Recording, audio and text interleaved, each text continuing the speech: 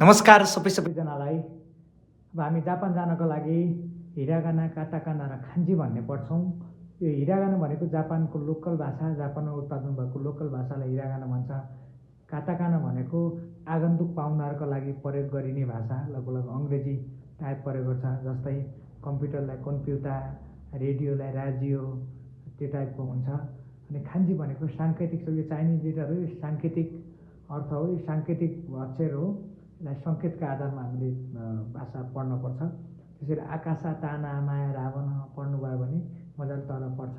I उ ए ओ, काकी कुके को, सासी सुसे सो, ता ची चु, यी दुईवटा चेन्ज भएको छ। तेतो, नानी नुने नो, हाई फुए हो, मामे मुमे मो, यायु यो, रारी रुरे र वा ओ न आदि न हो। यतापट्टि साइडमा लेखेको छु। तपाईँलाई यस्तै यस्तै भिडियो हेर्नको लागि हाम्रो लाइक कन्सल्टेन्सी एन्ड ल्याङ्ग्वेज सेन्टरमा हार्दिक स्वागत छ र सबैजनालाई यो च्यानल सब्सक्राइब गरिदिनु होला। धन्यवाद।